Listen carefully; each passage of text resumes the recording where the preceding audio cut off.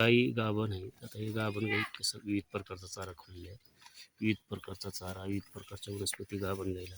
आता हे जे गुणगुण्याचा येला अतिशय गाईसाठी हे आता हे गाभण गाय तर गर्भाशयातील वासराची वाढ चांगली होती यायला. परत गाय जी दूध देते पौष्टिक हे सुद्धा असतं बघा ते झाडावर आहे. तिकडं तो खूप प्रमाणात आहे. तर हे प्रकारची वेल चारलं असं तर गाई तर गाभण गाईची गर्भाची वासरांची योग्य वाढ होते. तंदुरुस्त जन्मतं कुठले आजार त्याला हे होत नाहीत.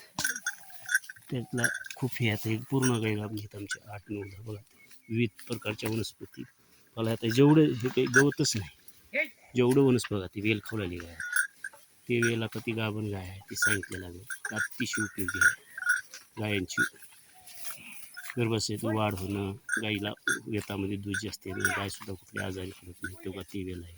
हे वेल वेगवेगळे वनस्पतीचे चांगले नांगीला काढत पण नाही. हे गाभण गाईसाठी आणि दुधाळ पशुसाठी खूप अतिशय पौष्टिक आहार किंवा टॉनिक म्हणून किंवा गावरान आहे.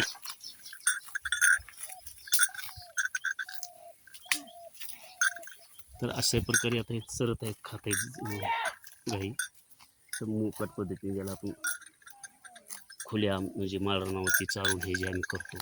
तर अशा प्रकारे वनस्पती जर चारल्या बघा आता किस गाई खाऊला आहे आणि आता गाई खात खात तिकडे चालले छानपैकी. बघा आता सायंकाळ दिवस मावळायचं तर दिवस थोडा मावळे मस्त वातावरण आहे. श्रावण महिना आहे. गाई हे विविध प्रकारची वेल आम्ही असं काढत नाही ते खातात. त्यांचं पौष्टिक असतं दुधासाठी चांगलं असतं. परत इकडं पण वेल आहेत वेगवेगळे झाडा झुडपं आणि आता काही गवत खात नाहीत ते त्याला पर्याय आणि पौष्टिक असतो.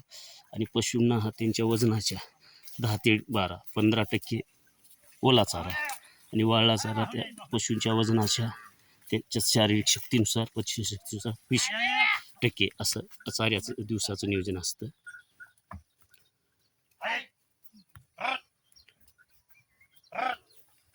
आल्या